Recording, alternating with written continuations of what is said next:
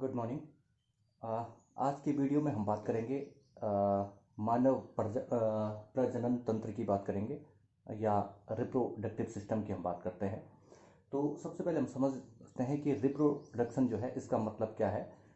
Reproductive system की हम बात कर रहे हैं। रिप्रोडक्टिव सिस्टम का मतलब है जिस सिस्टम के द्वारा जो है, इसके शब्दों से ही समझ में आ रहा है, री और प्रोड्यूस दो शब्दों से मिलकर बना हुआ है।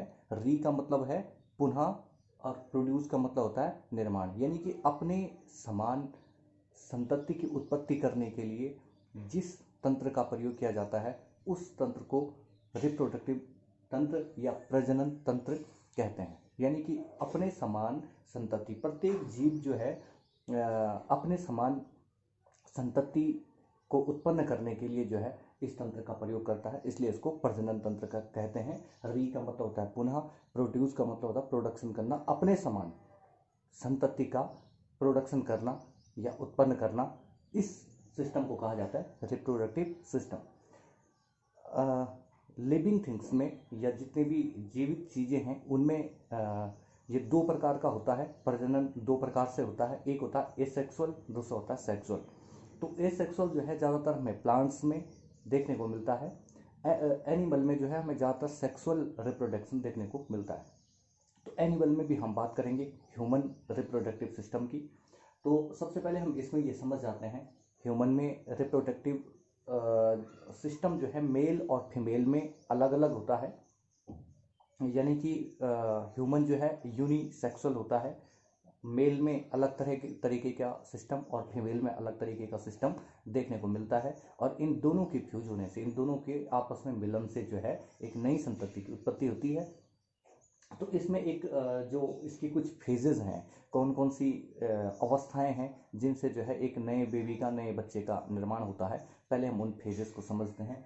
सबसे पहली जो फेज है वो है गैमेटोजेनेसिस। गैमेटोजेनेसिस का मतलब होता है युग्मक का निर्माण होना। युग्मक का मतलब होता है एक सिंगल, यानी कि जैसे मेल और फीमेल दोनों में जो है, मेल में स्पर्म का फॉर्मेशन होना और फीमेल में ओव्यूम का या अंडे का फॉर्मेशन होना, इस जो प्रोसेस को है इसको बोलते हैं गैमेटोजेनेसिस।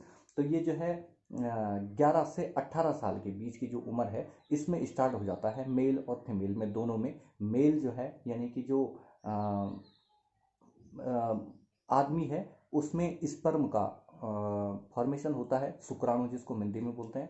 और फीमेल यानी कि जो लेडीज़ हैं उनमें क्या होता है, उनमें ओव्यूम का या अंडा जिसको हम कहते हैं उसका निर्माण होना शुरू हो जाता है। इसको प्यूबर्टी एज कहते हैं। 11 से 18 साल के बीच में जो है ये जो गैमिट हैं ये बनने शुरू हो जाते हैं। और फीमेल में ये लगभग 50 ईयर तक, 50 साल की उम्र तक बनता है, जबकि मेल में जो है ये ताउम्र यानी कि ओल्ड एज तक जो है स्पर्म बनते रहते हैं। तो सबसे पहली जो फेज़ है वो फेज़ है गैमिटोजेनेसिस। गैमिटोजेनेसिस का मतलब मैंने कहा गैमिट का फॉर्मेशन। गैमिट का फॉर्मेशन यानी कि मेल का जो गैमिट है वो स्पर्म और फीमेल का जो गैमिट है वो ओव्यूम है। उसके बाद दूसरी जो फेज है ये है इंसेमिनेशन, या जिसको कहते हैं वीर्यसेचन। इंसेमिनेशन की स्थिति में क्या होता है कि ट्रांसफर ऑफ मेल गैमिट, जो मेल का जो गैमिट है यानी कि स्पर्म, इसका फीमेल के जेनेटाइल ऑर्गन तक पहुंचने का जो प्रोसेस है, मेल के जो मेल में जो स्पर्म बना था उस स्पर्म का फीमेल के जेनाइटल एरिया तक पहुंचने की जो प्रक्रिया है, इस प्रक्रिया को जो है इंसेमिनेशन कहते हैं या वीर्य सेचन कहते हैं। यानी कि स्पर्म का, मेल में जो स्पर्म बना है उसका फीमेल की योनि तक पहुंचने की जो प्रक्रिया है उस प्रक्रिया को इंसेमिनेशन कहते हैं। तो ये सेकंड फेज है। थर्ड फेज जो है उसको कहते हैं फर्टिलाइजेशन। फर्टिलाइजेशन या जिसको हिंदी में निषेचन कहते हैं। इस प्रक्रिया में क्या होता है कि जब स्पर्म जो है फीमेल के जेनेटाइल एरिया में पहुंच जाता है तो वहां पर जो ओव्यूम बना हुआ है उस ओव्यूम से ये मिल जाता है, उस ओव्यूम से फ्यूज जब हो जाता है तो इस प्रक्रिया को क्या कहते हैं, फर्टिलाइजेशन कहते हैं। कई बार पूछा भी जाता है कि निषेचन क्या है।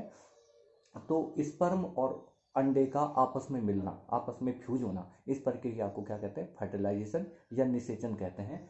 तो तीसरी जो प्रक्रिया है ये है फर्टिलाइजेशन। और ये प्रक्रिया कहाँ पर होती है, तो ये फैलोपियन ट्यूब जो होती हैं फीमेल के रिप्रोडक्टिव सिस्टम में, उनमें जो है ये प्रक्रिया संपूर्ण होती है। वहाँ पर जो है, क्योंकि जो ओवरीज हैं, ओवरीज में एग फॉर्मेशन होता है, ओव्यूम फॉर्मेशन होता है, और वो ओव्यूम फॉर्मेशन होने के बाद ये जो है, जो फेलोपियन ट्यूब है, उन फेलोपियन ट्यूब में आ जाता है, और जब यहाँ से स्पर्म जाता है तो स्पर्म दोनों जो है वहाँ पर फ्यूज हो जाते हैं, और इस प्रक्रिया को फर्टिलाइजेशन कहते हैं। इसके बाद जो है अगली जो चौथी प्रोसेस है उसको कहते हैं इम्प्लांटेशन। इम्प्लांटेशन का मतलब होता है कि जब ये जो जिसको जब स्पर्म और ओव्यूम दोनों मिल चुके थे, तो इन दोनों के मिलने से जो एक परिणाम, जो एक अवस्था आती है, उसको हम जाइगोट कहते हैं। इस जाइगोट का यूटेरस में स्थापित हो जाना, यूटेरी लाइन पे जो है ये फंस जाता है, और यूटेरस में जब ये स्थापित हो जाता है तो इस प्रक्रिया को जो है इम्प्लांटेशन कहा जाता है। इसके बाद जो है अगली जो फेज है वह है गेस्टेशन या गर्भ अवधि। गर्भ अवधि में क्या होता है कि जो भ्रूण यानी कि जो जाइगोट है वो अभी यूनिसेलुलर था, सिंगल सेल था, अब उसमें मल्टीप्लिकेशन होना शुरू हो जाता है। तो ये मल्टीप्लिकेशन के बाद जो है ये जाइगोट जो है भ्रूण में या एम्ब्रियो में परिवर्तित हो जाता है। तो इस अवस्था को कहते हैं गेस्टेशन पीरियड। इसके बाद लास्ट जो है पर्ट्यूशन पीरियड आता है। इसमें जो है बच्चा 9 मंथ के बाद जो है उसका जन्म हो जाता है। तो इस प्रक्रिया को, इस प्रोसेस को पर्ट्यूशन कहते हैं। तो इसमें जो है टोटल 6 अवस्थाओं का हमने वर्णन किया। सबसे पहले हमने समझा रिप्रोडक्शन क्या है, अपने समान संतति की उत्पत्ति करने की जो प्रक्रिया है वो रिप्रोडक्शन या प्रजनन है। उसके बाद एसेक्सुअल और सेक्सुअल और असेक्सुअल दो प्रक्रियाएं होती हैं। एसेक्सुअल जो है प्लांट में हमको देखने को मिलता है, और जो एनिमल है उनमें हमें सेक्सुअल देखने को मिलता है। सेक्सुअल में भी हम बात करते हैं ह्यूमन रिप्रोडक्टिव सिस्टम की। ह्यूमन जो है यूनिसेक्सुअल है, यानी कि मेल जेनेटल ऑर्गन्स अलग टाइप के होते हैं और female genital organ different type के होते हैं। इसमें जो रिप्रोडक्टिव सिस्टम में जो फेज़ आती हैं, यानी पूरे जो रिप्रोडक्शन में है कितनी फेजेस होती हैं, 6 फेजेस आती हैं। उनमें सबसे पहली फेज जो है गेमेटोजेनेसिस है, जिसपे स्पर्म और ओव्यूम का निर्माण होता है। दूसरा जो है इंसेमिनेशन है, वीर्य सेचन, जिसमें जो है मेल का वीर्य या फीमेल तक पहुंचता है। उसके बाद तीसरा जो है फर्टिलाइजेशन है, जिसमें स्पर्म और ओव्यूम आपस में फ्यूज होकर जाइगोट फॉर्मेशन करते हैं। उसके बाद जो है इम्प्लांटेशन है, जिसमें जो है जाइगोट एम्ब्रियो में कन्वर्ट होता है, यानी कि इसमें मल्टीप्लिकेशन होना शुरू हो जाता है।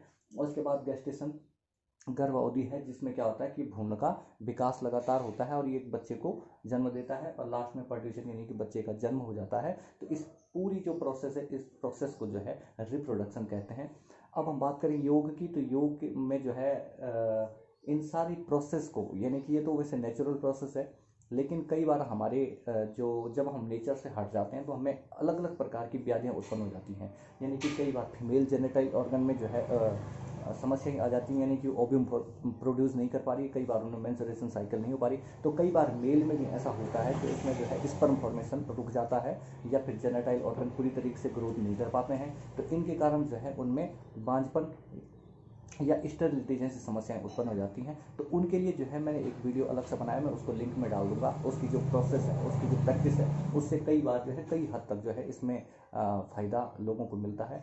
इसके बाद हम मेल जेनेटिक ऑर्गन या मेल रिप्रोडक्टिव सिस्टम को अलग से पढ़ेंगे, फिर फीमेल रिप्रोडक्टिव सिस्टम को पढ़ेंगे, और उनमें योग कौन कौन सी यौगिक प्रैक्टिसेस हैं जिनसे जो है हमको फ़ायदा मिलेगा, उनकी हम बात करेंगे। चलिए, थैंक यू।